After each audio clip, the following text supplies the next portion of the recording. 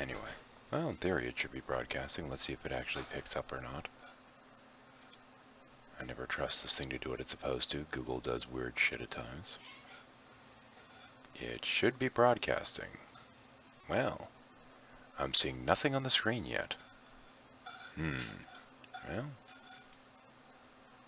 Well, it says it's live now. It seems to think it's broadcasting. Oh, there we go. Hey, about time. There we go. Let's give a moment. I guess I should do a reshare on this for the heck of it. Let people know that we're starting. Google, in theory, is supposed to do that on its own, but... Oh, good. Thank you, Heavy. I don't know if I should do a reshare on this or not. In theory, it's supposed to share it via Google. Have you actually seen it go up there with it saying that it's broadcasting yet or no?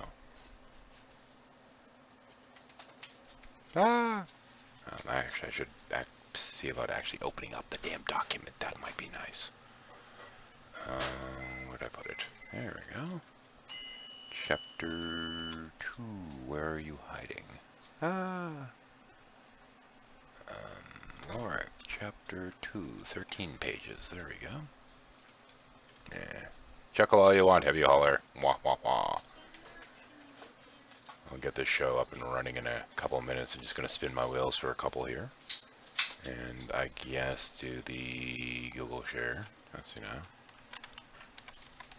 Chapter 2, starting now. Better yet, starting momentarily.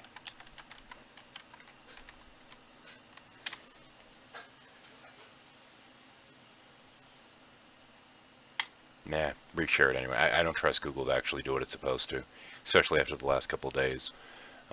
I've actually been being kicked off for, having my account blocked for spamming like 2 or 3 times a day for the last couple of days. It's absolutely bizarre. So if something happens to the stream, I'll get it back up as soon as I can. Oh, it is showing on the G Plus page. Oh, well, I just shared it anyway. Unfortunately, you guys are a few minutes behind me on this. So let me get myself finished being organized here. I don't need to actually see myself on the screen. I try to get the storyboard ready. So let's bring that up. There we go. Woo! I got pictures. Yay. I get to look all official and shit. Ain't that fun? Okay, I'm gonna grab the... let's see, I don't know if I'm gonna need the glasses or not. Oh. It says watch on YouTube, though. Well, that's good. That's definitely it. Ooh, foggy glasses. That's not a good thing. There we go. Let's see if I can clean these a little bit, because, wow. Can't watch it on G+, though. Whatever. I did the share anyway. Well, seeing as it's technically on YouTube anyway, it doesn't really matter.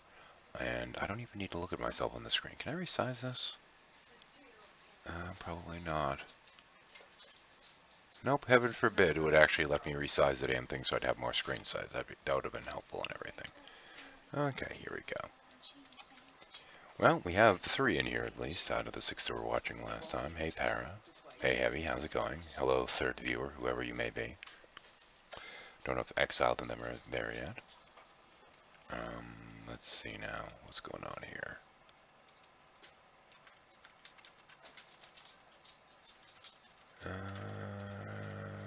Let's see now. Share the link on there for the hell of it. And last little bit there. Okay, when we last left off, Lorik and his companions were on their way to their rite of passage via Sky Shuttle, and I believe they had just technically arrived there. The characters that have been introduced so far, and now that I have vague pictures, even though they're not quite right, we have Jarum, who is featured here on the right side, who is a pygmy Karzan, one of the infamous Tail clans. Young and agile, and standing about 4 feet tall. The rest of them are all regular Karzan. Miyako, one of the spotted clans, who's a little bit rash and very much the government loyalist. Eru, of a respected tribe, striped and white and very well respected within their community. We have Korak, who's a little dull to say the least. Faru, female, a little bit sultry, and of the Shadow Fang clan. And then we have Lorik Starchaser, our main character, a bit young, a bit rash, and it's his last chance to take his rite of adulthood. The link for Chapter 1 is, of course, in the description. Feel free to follow it. And now let's see if I can't get myself started here. Okay. They stood in line until the sun was high in the sky before finally reaching the registration counter. The Karzan which stood before them bore stripes, like a member of one of the Claw clans. They wore two-tone gray and orange combat armor and regarded the misfits before them with a steely glare. "I am Arrow of the Silver Claw clan," Arrow said, with an overabundance of pride. "I have come to register my team for the trial of adulthood. It's nice to see a representative of another Claw clan standing before me." Lorik glared at Arrow with annoyance. He didn't realize he could have spots under that armor. Clan status means nothing here. "You'll find no favoritism here," the old Karzan said with a cruel grin. "Maybe a little," Jarm said playfully. The armored Karzan looked around in confusion. Who said that? Jarm stepped out from behind Korak. "You have a member of a tail clan in your group," the old Karzan noted. "Does your group plan to use the six-member exception, or will you be using her as a handicap for a team of 5? Jarm growled softly, but was quickly silenced by Faru as she rested a hand firmly on her shoulder. "She's no handicap," Lorik said sternly. "We are requesting the 6-member exemption, without the option of using alternatives. We understand that our team will receive a penalty for any portion of the team which does not for any portion of the tests which she does not participate in. We also acknowledge that the distribution of any additional points received as a result of her participation will be at the discretion of our team leader." "If there are no objections, let us start the registration process. What's the name of the team leader?" he asked Lorik. "That would be me," Arrow said uneasily. "I am Arrow of the Silver Claw clan." The old Karzan regarded Lorik with momentary suspicion before writing down Arrow's name. One by one, each of them were directed through the registration process. Their names, ages, birth numbers, housing spire designations, as well as parents' names were recorded. Arrow was handed a large satchel, and they were directed to trial entry 406, and were told to wait there for further instructions. Arrow rummaged through the satchel as they walked towards the entry. "Be careful not to drop anything," Lorik said sternly. "It's all just useless junk," Arrow scoffed. "You say that now," Lorik scoffed, "but we'll need every last bit of it to complete the trials." Miyako glanced at Arrow and asked, "What's in the bag?" "I'm not even sure what half of it is," Arrow said with a shrug. Lorik sighed heavily. "The bag should contain 2 pry bars, 2 telescoping spheres, 20 feet of rope, a spool of wire, 3 power cells, 5 industrial-sized ball bearings, a whip, 3 small mirrors, 2 boxes containing mounting hardware, including nuts and bolts, a power driver, 2 thick lengths of change, and 1 folding knife."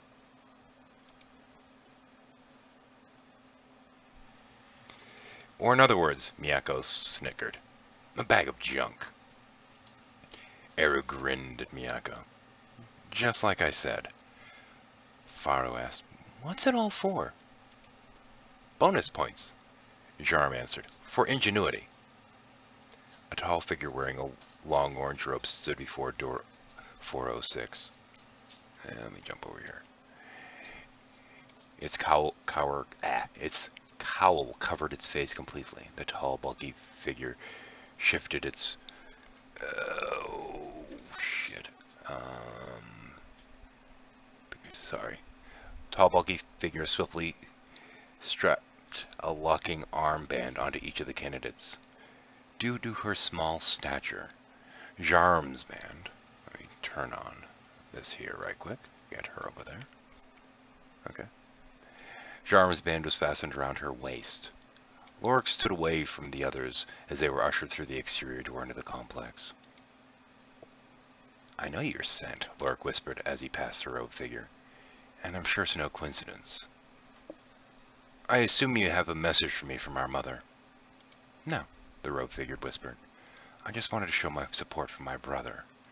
Try not to anger the Inquisitor this time. I've always been proud of you, my sister, Lorik said softly. I'll try not to let you down, Sarah. Sarah ushered him through the outer entry and quietly wished him luck before sealing the trial gate. Faro asked, What was that all about? Were you flirting again? Never mind that, Lorik said in a commanding tone. We have work to do. This hallway is the first trial. At the end of it is a transport pad, which will only activate when we're all standing on it. That means that we all have to make it to the end of the hallway, conscious or not. We'll receive a bonus point for each item we have left at the end of the trial, so we have to be as efficient as possible. This section can be done without using a single item, but we have to complete each step of this trial flawlessly. Our completion time does count, so let's get moving. Okay, let me resize this a touch. There we go. They rushed down the hallway to the first challenge, a thick metal portcullis.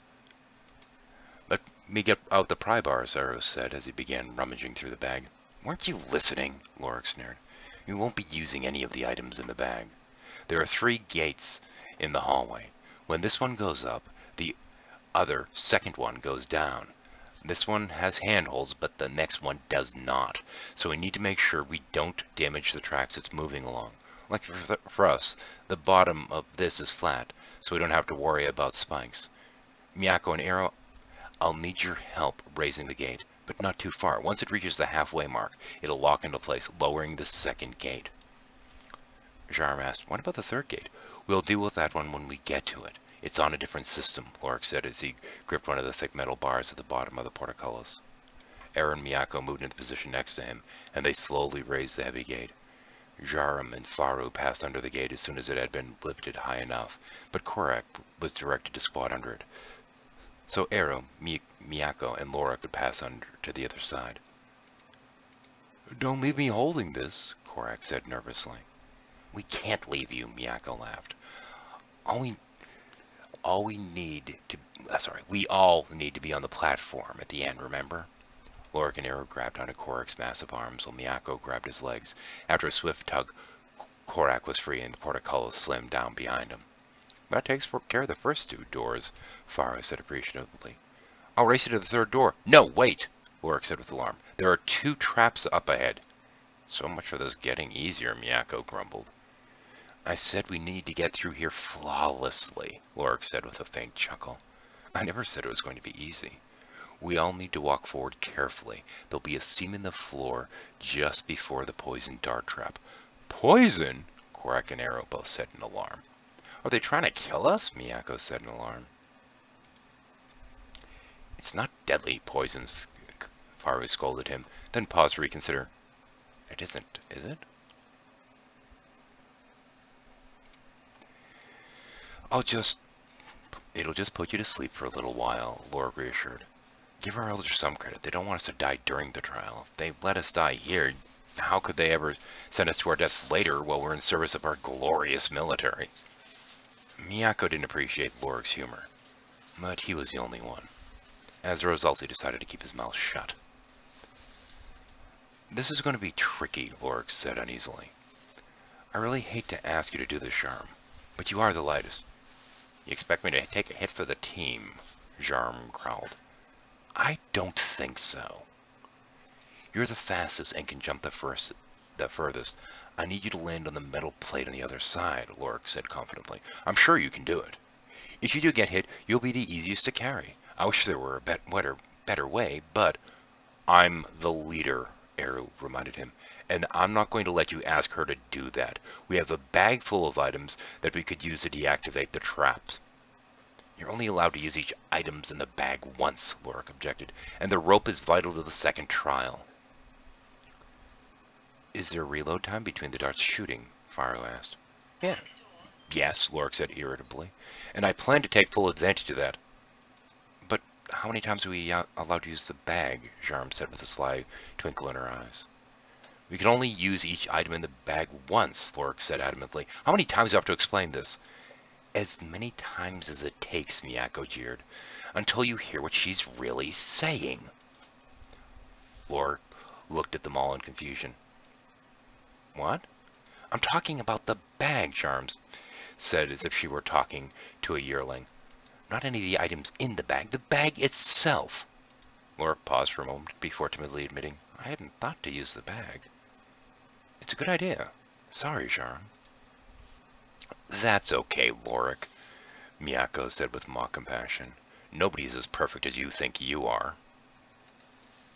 That seems a little harsh, Faru scolded. Using the bag hadn't occurred to him. I don't see that as a large error in judgment. Sacrificing one of us to achieve his goal is not acceptable, Eru said angrily. I agree with Miyako this time. There's the seam I was talking about, Lorik said as he pointed to a thick groove in the floor. When the needles fire, they tend to bounce off the opposite wall. So it's a good idea not to stand too close. Are there pressure plates on the floor, Eru said, or does it utilize a motion sensor?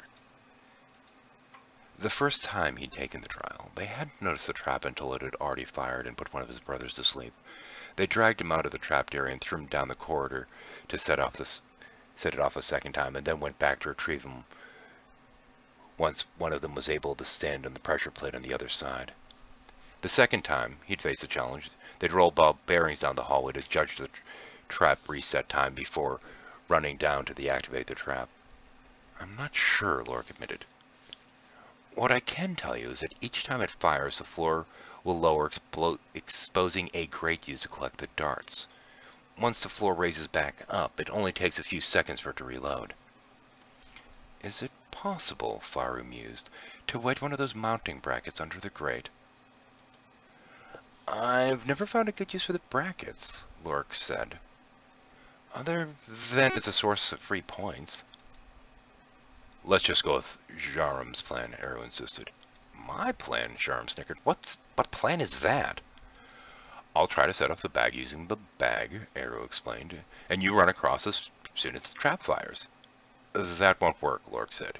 You have to wait until that floor plate lowers, otherwise you run the risk of stepping on one of those needles. Eru waved the bag over the line of the floor, but nothing happened. It must be a pressure plate, Miyako observed.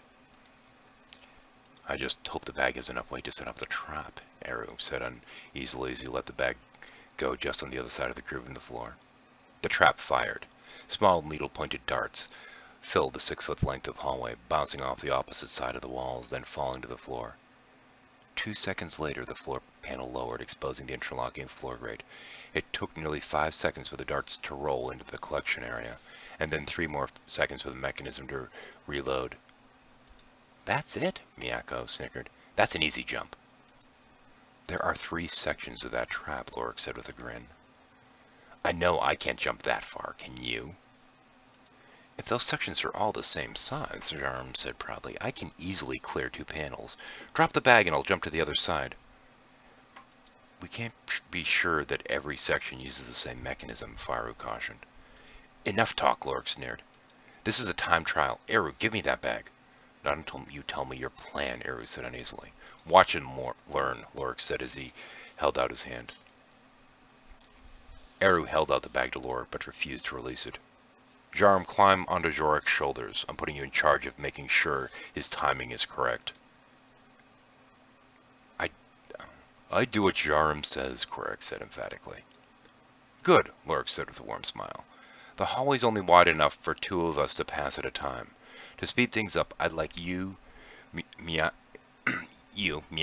to carry Faru on your back when the second group crosses. Eru released his grip on the bag. Lorik swiftly rummaged through it and took the box of mounting hardware out of the bag. He dumped its contents back into the bag. In the event that something goes wrong, this box will be our backup. After the first trap fire, I want you 3, Eru, Miyako, and Faru, to carefully collect as many darts as you can and put them in this box. Make sure not to get pricked, but we want as much weight as possible in this box. Sounds reasonable, Eru said as he took the box from Lorik. I'll use the box to try and scoop up as many as possible. I don't want Faru and Miyako putting themselves at risk too much. I want the 2 of you to just push as many needles as you can past the group onto this side of the line. That way we can move them into the box with less personal risk. Lorik nodded appreciatively. As long as I get to carry Pharaoh, Miyako said eagerly, I think it's a great plan. I don't see why I have to be carried, Pharaoh growled. Miyako's impulsive, Lorik said, but I'm sure he'll do all he can do to protect you, just as Jaram will ensure Korak's timing is on par with the rest of us. You'll be ensuring that Miyako's enthusiasm doesn't surpass his judgment. Say whatever you want, Miyako said with a grin. As long as I get to be close to Pharaoh, I'll happily endure any insults you have to offer. Lorik struck the pressure plate with a bag. Pharaoh, Arrow, and Miyako gathered up the darts as swiftly as they could. The moment the floor plate dropped, Lorik, Korak, and Jaram rushed across the first plate. Jaram guided Korak to a halt just before the second plate, as Lorik swung down the bag, triggering the second trap. The floor panel under their feet began to raise. The floor panel lowered just as the section they stood upon locked into position. The three of them rushed forward to the next section and repeated the sequence. They stopped just before the groove on the far side of the trapped section. Lorik lowered the bag one final time to ensure the dart trap didn't continue further than he'd remembered. Nothing happened. They stepped into the safety of the pressure plate beyond the trap. Lorik tightened the rope, which held the bag closed, and threw it back down the hallway to Eru. What should we do with the box of darts? Eru said. Seal it as well as you can and put it back in the bag, Lorik instructed. They may come in handy later, just like the bag itself. That box doesn't count as an item on its own. Eru nodded in agreement. He sealed the box and placed it securely inside the bag. Get ready, he ordered. I'd still rather walk, Pharaoh grumbled as she grabbed onto Miyako's broad shoulders and jumped onto his back. Following Lorik's example, they crossed through the trap segments without incident. They continued down the hallway through the doorway, which would have been closed if they hadn't made it past the portcullis successfully. That's one thick door, Eru remarked as he looked up at the opening through which the door would have come. Watch your step, Lorik cautioned, as they walked down the passage. The second trap isn't too far ahead of us. It comes up without any real warning. There are pits about 10 feet across and approximately 20 feet deep. There are 2-foot bands separating each of the pits. Walking over them won't trigger the traps. The floor drops out as soon as someone touches one of those 2-foot bands. So if we can figure out a way of avoid stepping on that part of the floor, we can cross without triggering a single trap. I thought you had this all figured out, Miyako scoffed. I know exactly how to do it, Lorik said with a faint chuckle. I just can't tell where those bands are. I can see them, Pharaoh said with a shrug. Can't the rest of you? Eru inquired. What do you see? It's a slight difference in the coloration on the floor, Pharaoh said. Members of the Shadowfang clan are able to tell each other apart by coloration. Differences so slight that they're imperceivable to others. That may be why I'm the only one of us that can see them. I guess it's my turn to take charge. Follow me. I'll lead you all to the other side. She sauntered down to where the first band was, and held out her tail to mark the location of the trigger. I need each of you to jump the length of my tail. One by one they hopped over the band which would have triggered the trap. This was repeated until they passed all 8 pits. That wasn't hard at all, Pharaoh purred. Thanks to those beautiful eyes of yours, Lorik said with a warm smile. Miyako glared at him shortly, but said nothing. What's next? Korak said happily. This is fun. Each of them except Lorik looked at him in dismay. Lorik laughed heartily while patting Korak on the back. There's just one more door until we've completed the trial. If you're having so much fun, maybe I'll leave that one to you. Really? Korak said with excitement. Can I? If you think you're strong enough, Lorik said with a sly grin. I'm very strong, Korak said emphatically. The final door was raised from the floor, not lowered from the ceiling. The outer surface was made of wood, which was reinforced by iron bars. Korak smiled at the massive door. Do I smash it? No, Lorik said. That door is a lot stronger than it looks. It'll take 4 of us to pull it down just a few inches. While we pull it down, I'll need you to grab the top and jiggle it. I don't know that word, Korak said uneasily. Which word? Jiggle. You really don't know what jiggle means? Eru said as he blinked in disbelief. How much of what we've said all this time have you really understood? Only the important words, Korak said with a whimsical shrug. Just shake it hard while pulling down on it, Jarm explained to Korak. That's what we mean by jiggle. I can do that, Korak said with renewed enthusiasm. Miyako and Faro had been positioned on the left side of the door, while Lorik and Eru were on the right. As they pulled downward, Korak grasped the top of the door and shook it. The door slowly dropped, inch by inch, until there was enough room for Jarm to climb over Korak's back and squeeze through to the other side. Once there, she was able to pull the lever, which lowered the door. They stood on the transit platform and sat on the comfortable chairs which lined the outer ring. Solid metal bars circled in front and behind the seating area. The inner ring of the floor lit up with a soft orange glow as they'd all taken their places. There we go. Let me scroll down here right quick. There we go. As they'd all taken places. Congratulations, an electronic voice said. You have completed the test as part of the first completion group. Your score will be tallied as you are brought to the next testing area. Two metallic rings rose from the floor surrounding the transport pad. The rings rotated above them, forming a protective dome. Is this normal? Faro asked uneasily. Yes, Lorik soothed in response to the look of fear in her eyes. It's just part of the transit system. I don't like being caged, Faro said uneasily. It's another Shasher design, Lorik explained. It's a fun ride, actually. You'll hear a click, then we'll be launched through a tube which will send us to the next area. I'd recommend holding onto the bars. It can throw you around a bit if you don't have a firm grip. A faint whirring sound could be heard all around them. That sound is a clear canopy sliding between the two metal plates, which will open once we're clear of the catapult. Lorik grabbed onto the sturdy rail behind him. Everyone get ready. Catapult? Korak said in confusion. The sphere in which they sat dropped slightly, making a loud clanking noise. The sudden momentum of the transport being fired high into the air forced them all toward the floor. Lorik watched the others struggle against the increased gravitational force. The pod slowed as it reached the pinnacle of its ascent, then began to fall. Distance was hard to gauge. Oh, let me get rid of that. There we go. Distance was hard to gauge, but Lorik knew there were no danger. His companions looked frightened, except for Korak, who seemed to be enjoying his new experience with a strange, childish glee. Lorik grudgingly realized he'd grown fond of the great oaf. Korak saw the world with innocence, uncustomary among his people. The physically powerful member of the Bone River clan seemed to make up for his lack of mental ability with courage, fortitude, loyalty, and a strange awkward charisma which made him hard to dislike. Lorik had expected to use him as a mere tool to complete the trials, yet found he'd quickly come to respect Korak. The anti-gravity drive whirred into action, rapidly slowing them to a halt.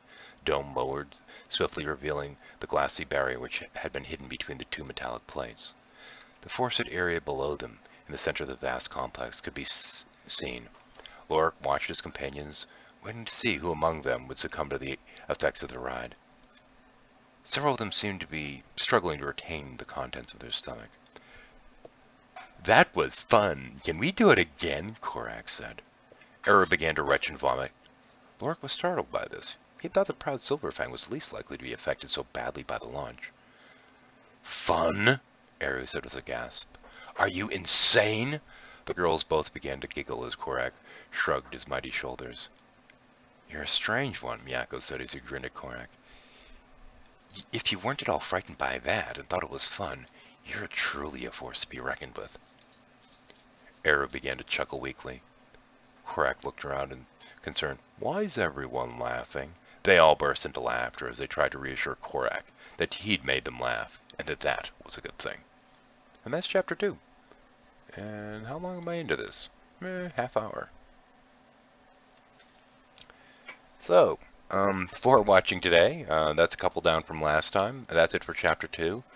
I'm half tempted to just go on to Chapter 3, but I'm trying to do it like chapter a day, granted I had to take one day off. So, I guess I should probably go to Chapter 3 tomorrow. Y'all good with that? Or should I push it?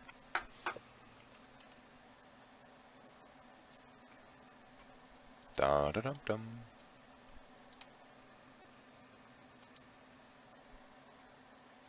Bum-ba-dum-bum-bum-bum. Hello, audience. What's that nod? Continue tomorrow, or nod that you really want me to push it? Nah, okay. I don't know. I feel fairly good to keep going. And we're only a half hour, and the first one was about an hour, so I don't know. So chapter 3 is 9-page script. Let's go. Let me get this sucker up and loaded right quick. And let me grab a soda, and then we will resume.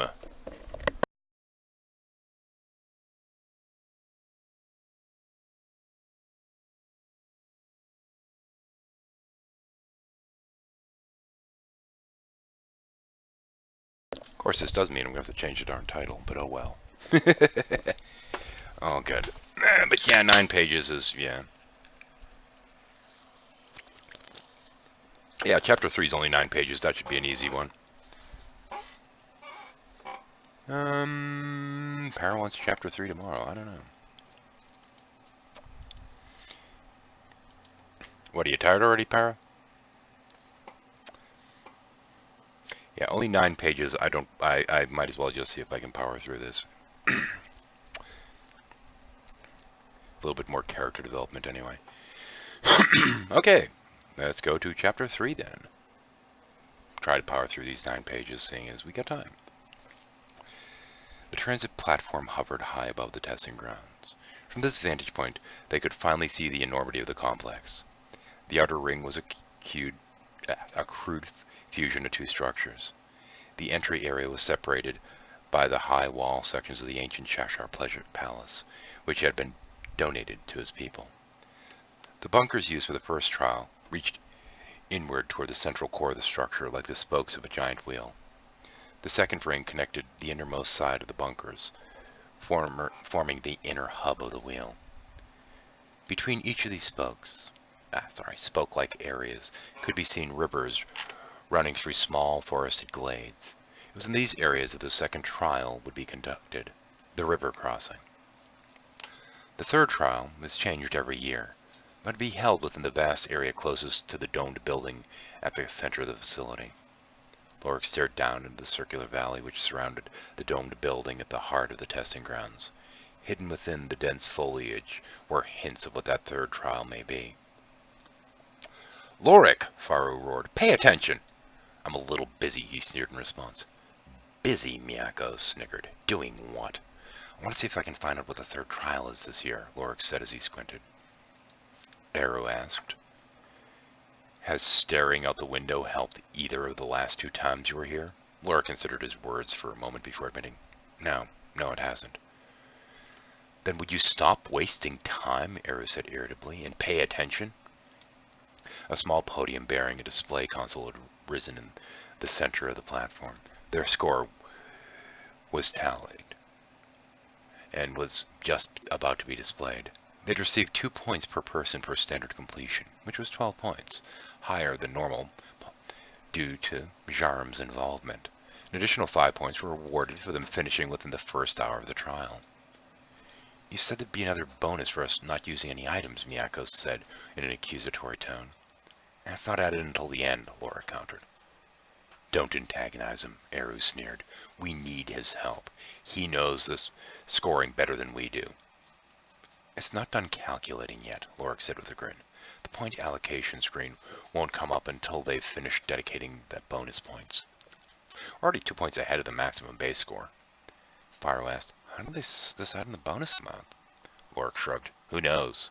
Their criteria always seemed a bit arbitrary. Each bonus is only 1 point, but the criteria seem a bit random. I really have no idea. All you can do is wait for the final results." The words speed and teamwork came up on the screen. The point total rose from 17 to 19. The small cursor at the bottom kept spinning. 19 is good, Korik said happily. "It's not done yet," Korik said uneasily. "The most they can give us is 5 categories. I've never seen them take this long to decide. I'm not sure if that's a good thing or not." The word tactics was added to the list, and the score ticked up 1 more point. "That must be your point, Faru," Lorik said playfully. That must be your point," Faru said to Lorik playfully. I'll take it, Lorik said with a laugh. The next entry to be posted was the leadership bonus.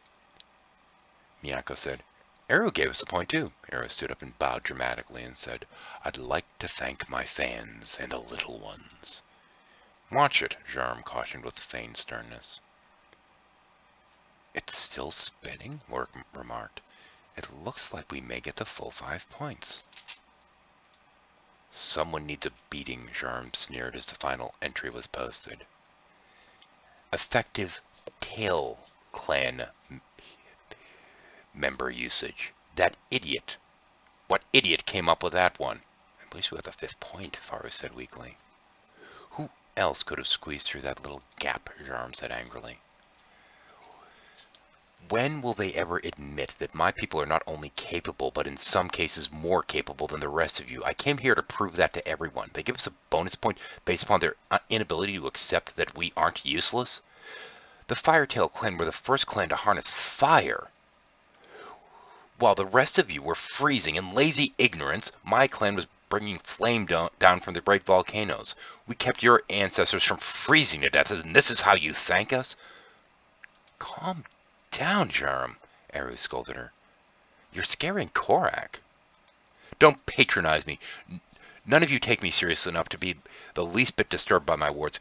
Korak has shown himself to be fearless, and you claim I'm scaring him? Just stop, Miyako said angrily.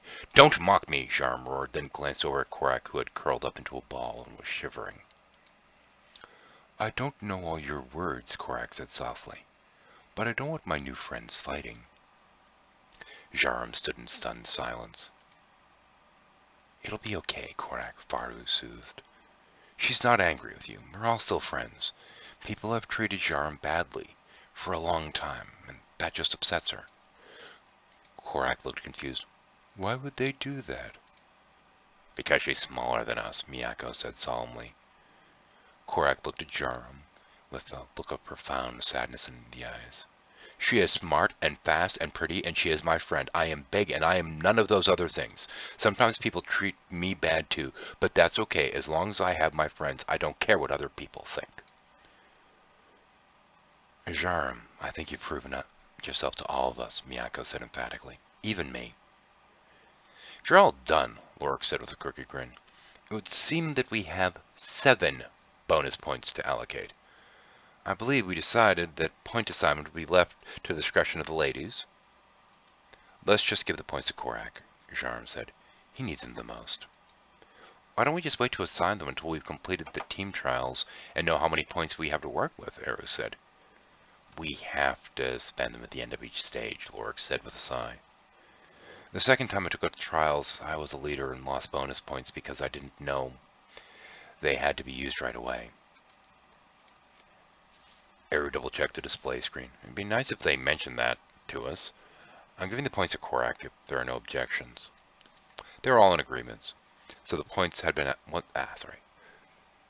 So the points had been allocated. Lorik returned his attention to the grounds, which would be used for the final test. The trials are conducted once a year. During the time period between tests, they make repairs to restock the facility for the next year. In addition, they decided on the new final test for the team trials. During his first trial, the 3rd stage was jungle combat. The 2nd year he tested, the final stage was a woodland race to the domed building. What this year held in store for them was a mystery, but he hoped to find a hint within the tree line far below. Faru rested her hand on his shoulder, breaking his concentration. What now? I want to know what the 3rd test is. Either help me look or leave me be. Lorik turned his head and realized who had interrupted him. His irritation faded swiftly as he looked deeply into Faru's eyes. Calm down, she said softly. We really don't expect you to have all the answers. I'm sorry, Lorik said grudgingly. I'm just concerned about which items we use in the next test. I don't want to use something we'll need for the final stage. Plumes of steam began to rise into the sky in the distance. Eru called out excitedly, Do you see that? It's just venting steam before launching the transit platforms, Lorik said dismissively. There'll be a lot more of them as we wait. They break up the 2nd stage trials into 5 groups based upon the hour in which the 1st stage is completed, so it may be a while. I'm getting hungry, Cora complained. We're all getting hungry, Jarm said irritably. We can do something about that during our next trial, Lorik said. If some of you don't mind doing a little hunting while we work out the details of the crossing. Keeping our strength up for the final trial is vital. Won't that cost us time? Eru commented. Wouldn't that depend on how good your hunters are? Faru said with a grin. They keep the river cross testing area stocked with small animals, Lorik said as he returned his attention to the forest below. It shouldn't be that hard to find some food, Miyako asked. Do they keep the river stocked with fish? Anyone who comes in contact with the river is disqualified, Lorik said, so it's just too risky. Oh, unless you can come up with a tool to use to catch them. I'll help you look, Faru said with a deep sigh. You seem pretty determined. Thank you, Lorik said quietly. Miyako walked up behind him and said, I don't like it when you suck up all of Faru's attention. Lorik sneered. Then help us look, Golden Pad. We're looking at the forested area in the center, Faru informed him in a scolding tone. Looking for a hint what the third trial is. We're not flirting. Even if we were, it would be none of your business. You should have asked for my help, Miyako scolded them. The spotted clan are noted for their exceptional distance vision. The three of them stood in a row, staring out the window at the woodlands below. I think I can see structures through the trees, Faru purred. Could there be small encampments? Lorik asked. I don't think so, Faru said. They don't really look like buildings. I can't see them, Miyako commented. I do see something down there. It looks like blue stripes. Point to the areas which each of you are looking at, Lorik said.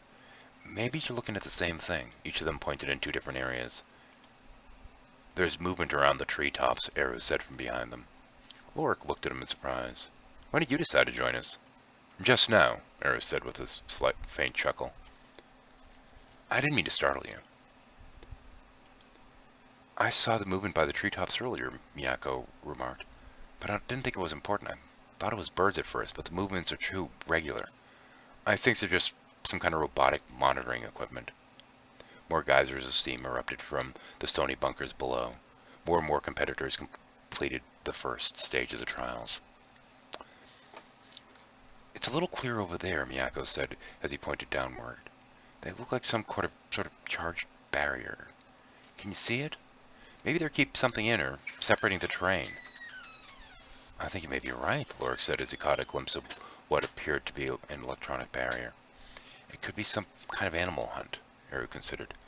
Those floating robots near the treetops could be there to ensure none of us get killed. That doesn't explain the strange structures I can see through the trees, Faru countered. I can only tell they're there by subtle changes in the shadows, but they're there. They seem to be near the center of those barriers. They may be keeping the creatures in their enclosures using some kind of control collar, Miyako said. The blue power fields could be a failsafe system of some sort. It's possible, Lorik said. But there's a rumor that there's a phalanx roaming around in the woods down there from a hunt conducted years ago. A phalanx? Faru said in dismay. Aren't they considered to be highly sentient? No matter how intelligent they are, Miyako scoffed. They're still just animals. It was just a rumor, Lorik said with a forced laugh. Every time they conduct the trials, at least one team goes missing. I'm sure they show up eventually, but the disappearances are blamed on the phalanx. There has never been an indication that it actually exists. They're not native to the planet, Eru scoffed. I highly doubt it exists. They once were, Jarm insisted. But they were driven to extinction during the early days of colonization. Just because the government declared them extinct doesn't mean they were all killed. It's possible some may have survived. Enough about some silly legend, Miyako sneered. Do we all agree that it looks like we'll be hunting something? Reasonable assessment, Eru said with a nod. Is there anything we can do to prepare for it? Jarm asked. We sell those poison darts? Eru nodded. Jarm asked, is there anything in that bag we could use to strap down the darts and make spears with them? There's rope and wire in there, Eru replied. The rope is usually used for the river crossing, Lorik stated. Let's try to keep the rope, Miyako said, so we can tie up the animal if we have to. I think a live capture would be worth more points than a kill. We don't need rope to cross a river, Korak said as he looked out the window on the opposite side of the platform. I have an idea. Everyone's head turns and they spoke in unison. You do? They all sat down and listened to Korak as Korak went to great effort to try to explain his plan.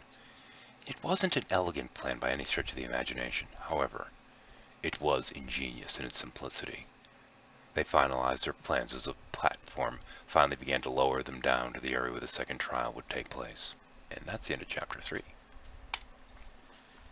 Hope everyone enjoyed. And that's it for tonight. Ugh. And my eyes hurt. Ah! Good night, everybody.